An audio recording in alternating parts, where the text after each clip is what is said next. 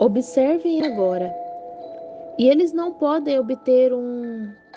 Você não poderia escolher por eles. E se você fosse lá e dissesse: "Oh, espere um minuto, patinhos. Vocês certamente estão errados. Aqui está um grande pato, que coisa! Parece um rei entre vocês. E agora, sabem o que vou fazer? Eu vou derramar um pouco de água sobre a cabeça e vou consagrá-lo. Vou fazê-lo o rei pato. E eu vou colocar uma coroa nele e vesti-lo um pouco diferente para que todos o conheçam. Sempre sigam este companheiro aqui, porque ele é culto, e solte-o na lagoa. Ele poderia grasnar o quanto quisesse. Cada pato viraria as costas para ele, porque ele dá um sonido incerto. Sim, mas deixem que aquele patinho que foi escolhido por Deus seja o líder. Deixe-o grasnar e observe todos eles se agruparem para um reavivamento. Onde estiver o corpo, as águias se ajuntarão. Ele sabe tudo sobre isso, vem? Então ele provê um caminho. E os patos conhecem o caminho provido. É uma pena que o homem não conheça. Muito bem, mas é assim que acontece agora, muito bem. Se ele é o inspirado líder dos patos, ele os levará ao lugar provido por Deus para eles. E se ouvirmos tão somente o que o líder diz, o Espírito Santo, ele nos levará de volta à palavra novamente. Esse é o caminho provido por Deus. Ao longo da estrada, não precisamos de credos e denominações, nem de ervas daninhas. Tem certas ervas de pato e outras coisas que temos que comer. Os patos comem quando pousam. E a comida que realmente as flores de Deus, as criaturas celestiais, comem ao longo do caminho. E isso é, nem só de pão viverá o homem, mas de toda a palavra que sai da boca de Deus. Vem? Esse pato, o líder deles, os levará ao lugar provido por Deus, assim, direto para a Louisiana. Lugar este que um desses outros não saberia onde estaria indo. Subiria ali e daria voltas. Eu estava lendo na revista Life cerca de 3 ou 4 anos atrás, onde houve um velho ganso que começou com um bando ali em cima e alegava que era um líder. E quando deram conta, já estavam na Inglaterra, nunca mais voltaram. Isso mesmo. Então, eles têm que observar que tipo de pato ou ganso estão seguindo. Assim o dizem, lá na Inglaterra. São gansos canadenses também. E vão lá para a Inglaterra e para toda parte em grupos, mas não sabem o caminho de volta. Oh, que coisa! É uma pena que a igreja tenha brincado muito com isso também. Tenha seguido a um lugar de onde não sabem como voltar. Dizem, bem, eu soube que a vovó disse nos tempos em que a vovó contou que a avó dela dizia que costumavam ter cultos de cura na igreja, que os dias de milagres já passaram. Deixam que alguém os guie na direção errada. É melhor seguir o caminho inspirado de Deus, o único caminho. Observe este patinho. Ninguém jamais foi capaz de encaminhá-los de forma diferente. Eles sabem que aquele pequeno líder irá conduzi-los exatamente ao lugar provido por Deus. E como ele faz? Por seus instrumentos providos por Deus. Ele está usando suas antenas o tempo todo, como deveríamos estar captando o Espírito com nossas antenas espirituais. Bem, vemos que ele alçará voo às alturas. Ele tem suas antenas. Ele sabe o tipo de comida que esses patinhos precisam para viver, para fazer este voo. Então, quando ele capta algo lá no chão, você o verá subir e logo descer. Todo o grupo baixará em seguida, para ter um jubileu gastronômico. E ele grasnará, subindo aos ares novamente, direto para o sul. Isso é certo. O líder de Deus para os patos. Isso mesmo.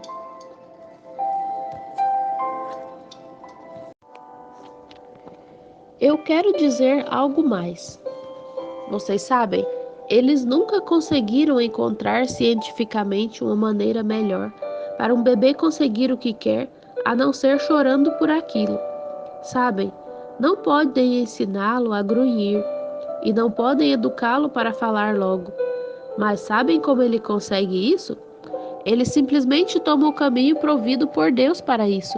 Ele chora por aquilo, berra, chuta e grita até conseguir, vem? Isso é certo. Essa é a única maneira, é chorar por aquilo. Eles não conseguem encontrar uma maneira melhor do que a maneira provida por Deus. Isso é certo. Deixe isso para lá. E essas coisas naturais. Eu parei aqui não faz muito tempo, na Alemanha, e estava falando a um grande grupo de pessoas. Eu interroguei: qual é o problema com vocês, alemães? Sabem, eu estava vindo pela rua e um cachorro latiu, e latiu em inglês. Eu disse: uma mãe estava tentando acalmar seu bebê no carro faz algum tempo, e ele chorava, e chorava em inglês. Eu perguntei: por que ficamos tão confusos, vem? Eles estão seguindo o caminho provido por Deus. E viemos de uma torre de Babel, vejam, e ficamos todos confundidos. Isso é certo. Saiba que o caminho provido por Deus é o melhor. Eles não conhecem uma maneira melhor para o bebê conseguir o que deseja do que chorar por aquilo. Como dizia o Dr. Bosworth, o bebê que chora mais alto é atendido melhor. É mais ou menos assim.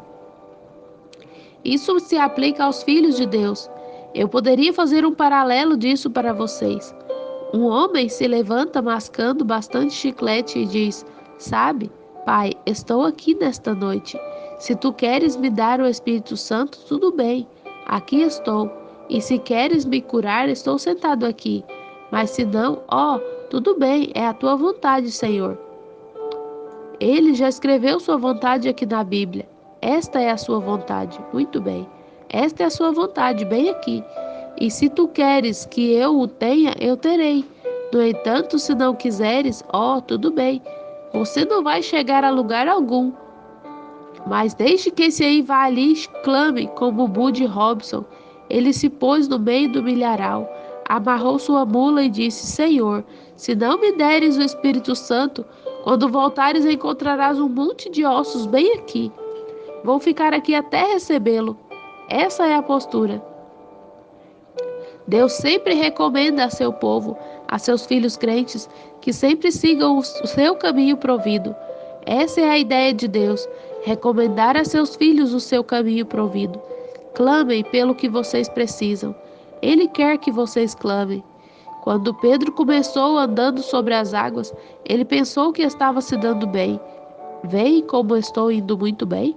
Começou a afundar. Ele não disse: bem, acho que falhei. Indo para o fundo, algumas bolhas surgiram e isso foi tudo. Vem? Não, não. Ele clamou: Senhor, salva-me. Amém. E aquela mão eterna se abaixou e o levantou novamente. Por quê? Ele clamou. Esse é o problema com a igreja. Não ficamos ali por tempo suficiente. Não clamamos o suficiente. Não nos agarramos a isso.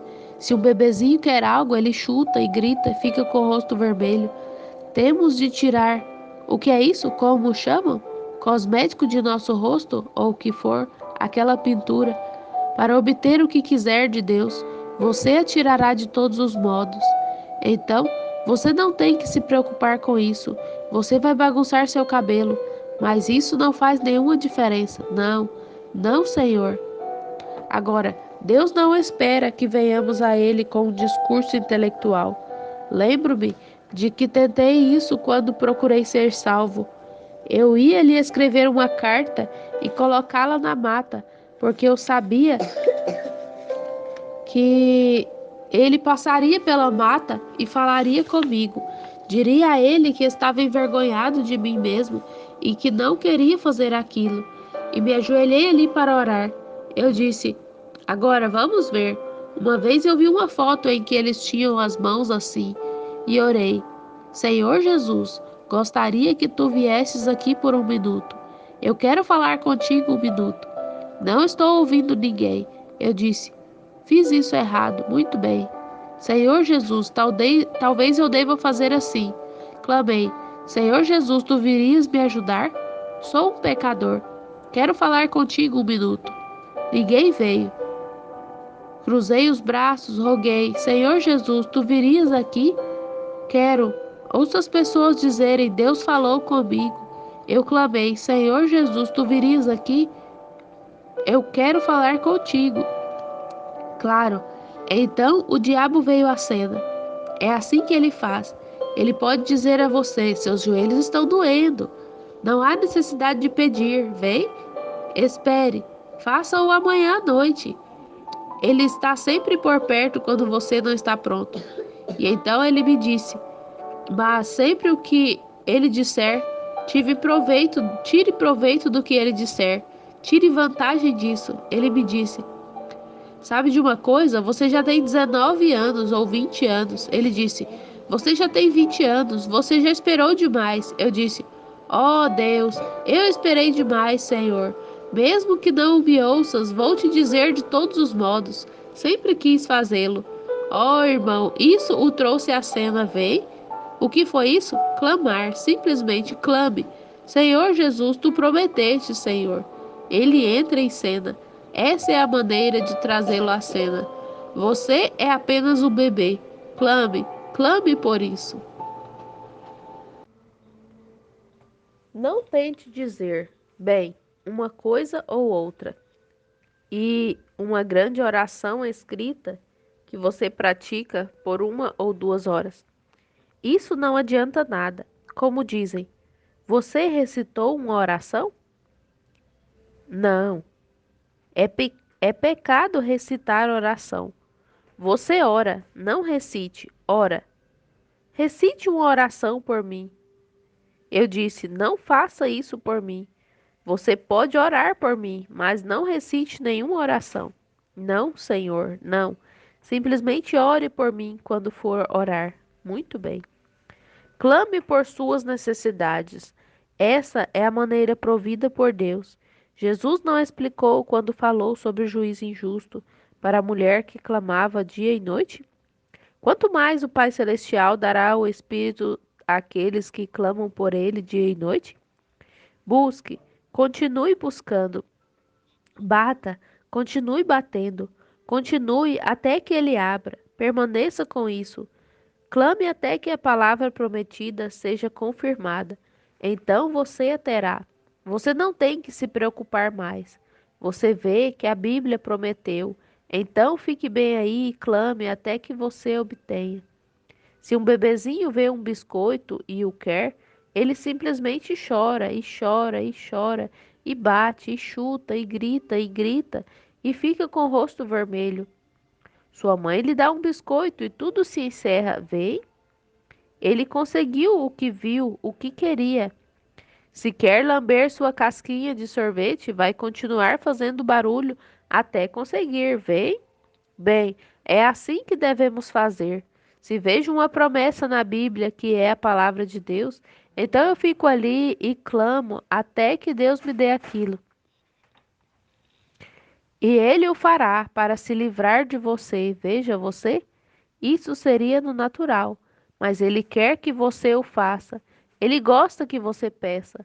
Peça abundantemente para que vosso gozo seja completo. Sim, sim, clame até que sua palavra seja confirmada. Agora, amigo, vamos observar só um minuto agora. Clame até que a palavra seja confirmada. O problema é que pegamos um biscoito e pensamos que é tudo o que há. Há uma mesa cheia. Conseguimos falar em línguas, dizemos: ó, irmão, é isso. Oh, não, não é isso. Isso é apenas parte, correto. Oh, fiquei alegre o suficiente para gritar. Isso é um pouco mais disso. Não há muito, mas há muito mais disso. Continue clamando até. Esse é o caminho provido por Deus para o seu povo. O caminho provido por Deus sempre é tomar sua palavra e segurá-la até que ela seja confirmada a você. Agora, você me entende? Deus, um caminho provido segurando a promessa até que ela seja manifestada a você. E lembre-se, está sendo gravado. Isso, qualquer promessa de Deus na Bíblia, se está sob condição. Só porque você crê que está ali, não significa que vai suceder. Aqueles fariseus e saduceus eram tão religiosos com aqueles sacramentos quanto podiam ser. Mas Deus disse: eles fedem em meu nariz. Vê? Não havia sinceridade, não eram nada do que deviam ser. Você tem que vir apoiado em uma promessa básica e assim apoiado em uma atitude mental em relação a ela. Vejam aqueles 400 sacerdotes naquele dia, ou melhor, os profetas que Acabe tinha lá. Disseram: Ramote de Gileade nos pertence. Josué, pelo Espírito Santo, a repartiu, e os sírios a têm. E um profeta disse: Agora, olhe aqui, isso está fundamentalmente certo. Pois bem, ele era um verdadeiro batista, e ele disse: Isso é corretíssimo. Essa é a promessa fundamental, a promessa. Essa terra nos pertence. Então fez para si dois grandes chifres e disse: Subam ali, tomem esses chifres e expulsem a Síria. Isso pertence a Israel. Isso mesmo, fundamentalmente estava certo. Mas o que o pequeno Micaías afirmou? Ele afirmou: Eu vi Israel espalhado como ovelhas sem pastor. Vem, Acabe, aquele hipócrita ali, deixando Jezabel dirigi-lo, fazer tudo. A verdadeira palavra de Deus que veio pelo profeta havia amaldiçoado aquela coisa. E como Deus poderia abençoar o que o profeta havia amaldiçoado no nome do Senhor? Vem? Não poderia.